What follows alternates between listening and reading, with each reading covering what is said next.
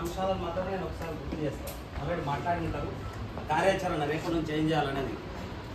ఒక్కసారి మొట్టమొదటిగా జహీరాబాద్ అనగానే లింగాయతులకు పార్లమెంటు ఖచ్చితంగా ఆస్థానంలోకి ఉంది కాబట్టి దానికి ఎన్నికైనటువంటి సోదరులు సురేష్ షెట్కర్ గారికి మనం అందరం జేఏసీగా వచ్చాం కాబట్టి గట్టిగా చెప్పండి వారికి శుభాభినందనలు తెలియజేద్దాం.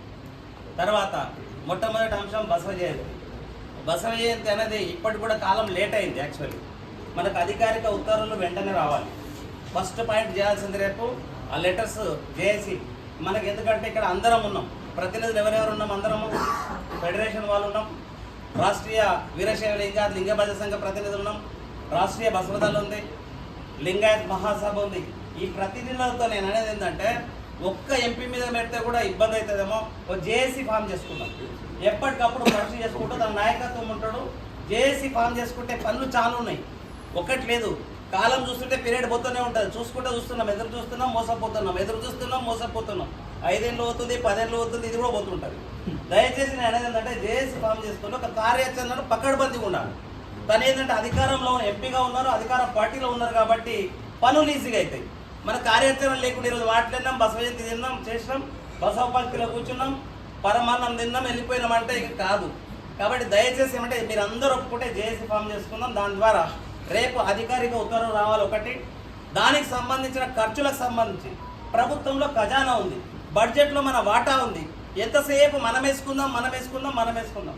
వేసుకుంటే ఏం కాదు, ఊదుగాలు పీరు లేవు. గవర్నమెంట్లో 3 లక్షల కోట్ల బడ్జెట్ ఉంది, మన వాటా లేదా దాంట్లో? అందరికీ వాటా ఉంది. మనకు ప్రతి ట్యాక్సులు కడుతున్నాం, బిల్లులు కడుతున్నాం, ప్రతిదీ కడుతున్నాం. లింగాయతులకు సంక్షేమం కోసం ఇంతవరకు చేసింది అయితే ఏం లేదు, ఓపెన్గా చెప్తున్నాను నేను. కాబట్టి దయచేసి ఏమంటున్నాను అంటే మనకు సంబంధించిన దీనికి ఒక 20,000 కోట్ల 30,000 కోట్ల ఇప్పుడు జ్యోతిరావు పూలే గారి, బాబాసాహెబ్ అంబేద్కర్ గారి ఆ జయంతి కమిటీ ఇస్తారు, బీసీ వెల్ఫేర్ ద్వారా ఫండ్ ఇస్తారు, ప్రతి జిల్లాలో కూడా ఖర్చు పెడతారు. మనం అడగడానికే వెనుకబడుతుంటాం. మనం వేస్తే ఎంత అవుతుంది చెప్పు? ఓ 5 కోట్లు అవుతుంది, 3 కోట్లు అవుతుంది, 10 కోట్లు అవుతుంది. కానీ చెయ్యాలంటే వ్యవస్థ పెద్దది. వ్యవస్థ చూసుకుంటే మనకు తెలంగాణలో దగ్గర 20 నుంచి 25, 30 లక్షల మంది జనాభా ఉన్నాం. కాబట్టి మన హక్కుల కోసం మనం పోరాటం చేయాల్సిన అవసరం ఉంది. కాబట్టి దీనికి సంబంధించి 20 నుంచి ఒక 30 కోట్లు అలాట. ఈ ఆర్డర్స్ కూడా ఎంత క్లారిటీ ఉండాలి సార్? ఫస్ట్ ఇయర్లో క్లారిటీ వచ్చింది, సెకండ్ ఇయర్ వరకు వచ్చేసరికి తర్వాత హైదరాబాద్ పరిమితమైంది. ఆర్డర్స్లో క్లియర్ ఏమి ఉండాలంటే కలెక్టర్స్ అందరికీ ఉత్తర్వులు ఉండాలి, కలెక్టర్స్ అండర్లో ఉన్న అన్ని డిపార్ట్మెంట్లలో జరగాలి. ఆ చీఫ్ సెక్రటరీ గారు ఆర్డర్స్ అట్లా పాస్ చేస్తేనే జరుగుతుంది. లాస్ట్కి ఏమైపోయింది, రవీంద్ర భారతికి పరిమితం అయిపోతుంది. ఈయన్ని మనం ఏం చేస్తున్నాం, అరపోతున్నాం, పండుగ చేసుకుంటున్నాం, ఎవరింట్లో కాళ్ళకి వెళ్ళిపోతున్నాం. స్టేట్ అంతా జరగాలని ఆ కోరిక సార్. దానికి సంబంధించిన ప్రత్యేకంగా ఉత్తర్వులను దృష్టి పెట్టాలి. అట్లాగే బడ్జెట్ అలొకేషన్ కంపల్సరీ ఉండాలి. బడ్జెట్ లేకపోతే ఏమైతుందంటే మన వాళ్ళు ఇబ్బంది పడతారు. జిల్లాలకు పోతే సరిగ్గా విలువరు, అక్కడ మన వాళ్ళు నాయకత్వాలు ఉంటారు, అక్కడ కలెక్టర్ గారు విలువరు, స్టేజ్ మీద విలువరు, రకరకాల ఇబ్బందులు ఉంటాయి. కాబట్టి ఈ ఉత్తర్వుల్లో క్లారిటీ తీసుకోవాలా. బడ్జెట్ ఒకటి తప్పకుండా ఏర్పాటు చేయాలి. నిర్వహణకు వచ్చేసరికి రాష్ట్రం అంతటా హనుమాన్ జయంతి చూసినాం మొన్న. రాష్ట్రం అంతటా యువత అంతా జెండాలు కట్టుకొని ఒక జోష్ను తిరుగుతూ ఉన్నారు. మనం ఈ మధ్యకాలంలో చూసినాం హనుమాన్ జయంతి. శ్రీరామనవమికి ఒక శోభాయాత్ర జరుగుతుంది. మనం బసవేశ్వరుడిని శోభాయాత్ర చేయాలి, గల్లీ గల్లీలో జెండాలు ఎగరేసుకుంటూ మంచిగా ర్యాలీ చేయాలి రాష్ట్రం అంతటా. ఎందుకంటే గౌరవ ముఖ్యమంత్రి గారికి ఈ విషయాలన్నీ తెలుసు. ఎందుకంటే కొడంగల్లో, దౌలతాబాద్లో ఆ ఏరియాలంతా కూడా లింగాయతులు ఉన్నారు. లింగాయత్ యొక్క బాగోగులు తెలుసు ఆయనకి. కోసిగిలో ఉన్నారు, మద్దూరులో ఉన్నారు, అంతటి ఉన్నారు. అడగకపోతే అమ్మ కూడా అన్నం పెట్టదు. కాబట్టి దయచేసి మీ నాయకత్వం, ఎందుకంటే మనకు సంతోషకరమైన విషయం ఏంటంటే లింగాయతులుగా ఎంపీ ఉండడం. ఎందుకంటే పీరియడ్ పాస్ అయిపోతుంటుంది. ఇప్పుడు చూడండి, బసవపానం 10 ఏళ్ళు అయింది. 2015లో ముఖ్యమంత్రి కేసీఆర్ గారు మాటిస్తే ఈ రోజు కూడా ఎక్కడేసిన పోకుండా ఆనే ఉంది. బడ్జెట్ వచ్చింది అంటున్నాం, 20 కోట్లు వచ్చిందన్నాం, మనలో మనం పోటీ పడుతున్నాం. ఒకరు చేస్తున్నారు, నా పేరు ఎక్కడనో, నీ పేరు ఎక్కడనో. దయచేసి నేను ఏమంటున్నట్టు ఈరోజు జేఏసీ ఫామ్ చేసుకున్నాం. పేరు ఎవరికైనా ఉండండి, జేఏసీ ఫామ్ చేసుకున్నాం. ఫెడరేషన్లో ఉండండి, RVLLBS ఉండని, రాష్ట్రీయ బసవదళాలు ఉండని, ఇంకెవరైనా సంఘాలు వస్తే కూడా దాంట్లో కలవండి. ఎందుకంటే ఇది కలపకపోవడం వల్ల కూడా ఏమవుతుంది, సంకేతం రాంగిపోతుంది. ఏం పోతుంది, అరే వాళ్ళు చేస్తున్నారు, మా పర్సనల్ ఇంట్రెస్ట్ ఏముంటుంది? మన సమయం పోతుంది, మన డబ్బు పోతుంది, మన టాలెంట్ పోతుంది. అదే బయట పెట్టుకుంటే ఎంతో సంపాదించుకోగలుగుతాం.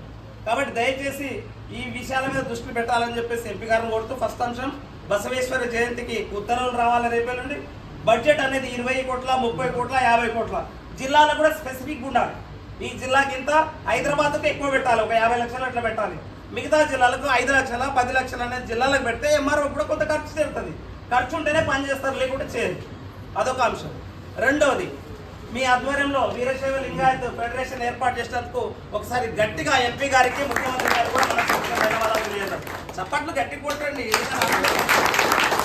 దానికి అదైతే వచ్చింది, సంతోషం, పేపర్ మీద ఉంది.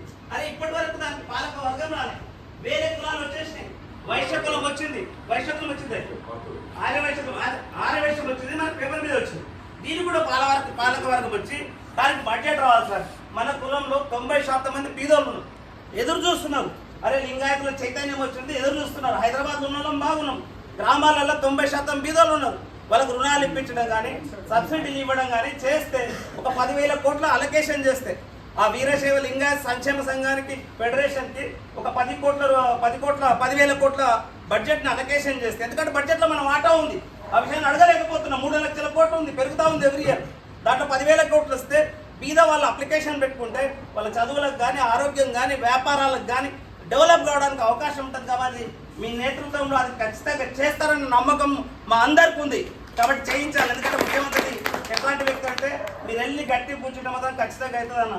కాబట్టి 10,000 కోట్లతో ఆ బడ్జెట్ పాలకవర్గం అందరి కోసం మీరు మాట్లాడండి. ఎవరు అనుకూలంగా ఉన్నారు, ఎవరు చేయగలుగుతారు, ఎవరు వచ్చినా పర్లేదు. పార్టీ పరంగానే ఎక్కువ మంది ఉంటారు. లేదు పార్టీ పరంగా కానోళ్ళు ఇక అవసరం ఉంది, మీరు ఇవ్వగలుగుతామంటే ఇవ్వండి. దానికి మాకు ఇలాంటి అభ్యంతరం కూడా లేదు. ఈ పాలకవర్గం రెండవ అంశం. మూడవ అంశం బసవభవన్ నిర్మాణం. మనం చూస్తున్నాం బసవభవన్ 2015 కేసీఆర్ ఇచ్చాడు. 1 ఎకరం జాగా అంటే ఆడు జాగలేదంటున్నారు.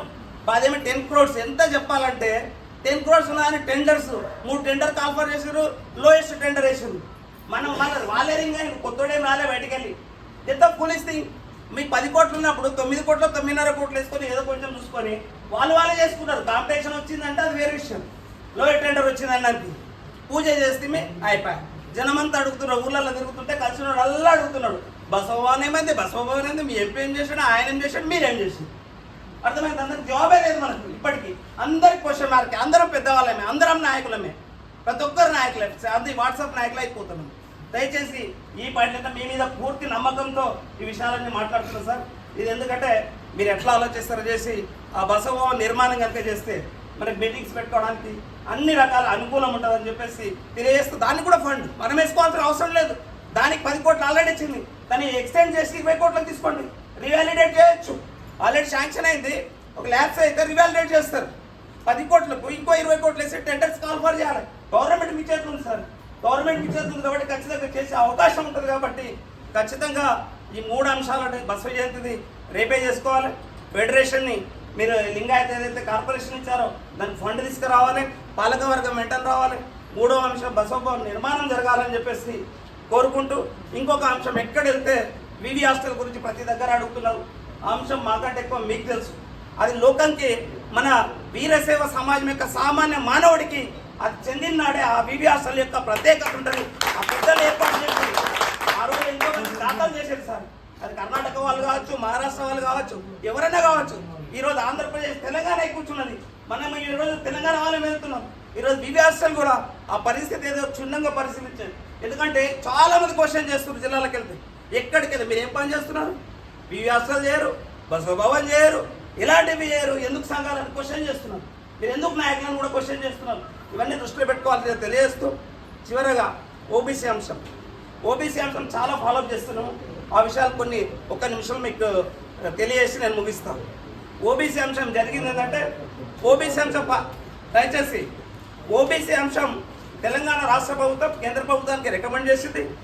తెలంగాణ రికమెండ్ చేసిన తర్వాత నేషనల్ బీసీ కమిషన్ అన్నగారు మీరు కూడా వచ్చారు. ఆ రోజు మన బీసీ గౌరవనీయులు మన బీసీ మంత్రి వర్యులు పొన్నం ప్రభాకర్ గారు కూడా రావడం జరిగింది. మనం వెళ్ళిన తర్వాత హియరింగ్ చేశారు. 2023 సెప్టెంబర్ 5th రోజు 10th రోజు హియరింగ్ జరిగింది ఢిల్లీలో. దాదాపు 40 కులాలు ఉన్నాయి. 40 కులాలు హియరింగ్ అయిన తర్వాత ముస్లింలకు సంబంధించిన కులాలు ఉన్నాయి కాబట్టి అవి మతపరమైన వాటికి రిజర్వేషన్ ఇవ్వదని పక్కకు పెట్టిరు. దాదాపుగా ఒక 12 కులాలని అవి కోర్టుల కేసులు కూడా ఉన్నాయి. 28 కులాలకు క్లియరెన్స్ ఇచ్చి నేషనల్ బీసీ కమిషన్ రికమెండ్ చేసి కేంద్ర ప్రభుత్వానికి పంపింది. కేంద్ర ప్రభుత్వం దగ్గర ఫైల్ పెండింగ్ ఉంది. ఈ మధ్యలో మీరు క్వశ్చన్ కూడా చేశారు పార్లమెంట్లో. దానికి కూడా మనం అందరం గట్టిగా చెప్పడం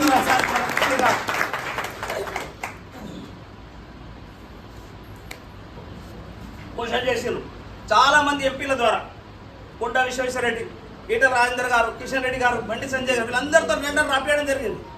లాస్ట్ తేలింది ఏంటంటే ఎంతమంది లెటర్లు వేసినా ఎవరి దగ్గర పోయినా ఆ తేలింది ఏంటంటే రోహిణి కమిషన్ అనేది ఒకటేసారు వర్గీకరణ చేయాలని. మాదిగ రిజర్వేషన్ వర్గీకరణ ఎట్లయితే చేయాలో మనకి ఓబీసీలను కూడా వర్గీకరణ చేయాలని రోహిణి కమిషన్ చేశారు. ఆ కమిషన్లో అన్ని కులాలని ఓబీసీలో ఉన్న కులాలని వర్గీకరణ చేస్తూ గవర్నమెంట్కి రిపోర్ట్ ఇచ్చింది. ఆ గవర్నమెంట్ క్యాబినెట్లో ఆమోదం చేసి అది ప్రెసిడెంట్ ఆఫ్ ఇండియా గజెట్లో ఇవ్వాలి. అది ఇచ్చిన తర్వాత మాత్రమే కలపడం తీసేయడం అనేది అప్పుడు మాత్రమే టేకప్ చేయడానికి సాధ్యమవుతాడు.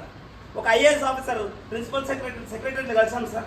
ఫైల్స్ అన్ని తీసిండ్రు. ఓపెన్ ఈటల రాజేందర్ని తీసుకెళ్ళినాం, కూర్చున్నాం. ఆఫీస్ అంతా సగం డే కూర్చున్నాం. సగం సహకరించారు. తర్వాత అట్లనే ఇట్లా చేసి సహకరించుకున్న తర్వాత తేలిన అంశం ఏంటంటే కేంద్ర ప్రభుత్వం చేయాలి. ఈ రోహిణి కమిషన్ రిపోర్ట్ వస్తే అది బేస్ అవుతుంది వాళ్ళకి. ఆ బేస్ ఏంటంటే ఓబీసీలో ఉన్నటువంటి కులాలు ఏబీసీడీ ఎట్లయితే బీసీలో ఉన్నాయో అదే ఇప్పుడు మాదిగ రిజర్వేషన్లో చేశారు కదా కేటగిరీలు, అది వచ్చిన తర్వాత దాన్ని బేస్ చేసి మన ఆల్ ఓవర్ ఇండియా నుంచి సుమారుగా 400 కులాలు కలిసి ఉన్నాయట. మన తెలంగాణ నుంచి 28 కులాలు ఉన్నాయి. ఆ లిస్ట్ వచ్చిన తర్వాత మాత్రమే యాడ్ చేసే అవకాశం ఉంది. దాని పరిశీలన ఉంది. ఖచ్చితంగా కేంద్ర ప్రభుత్వం చేస్తుందని నమ్మకం ఉంది.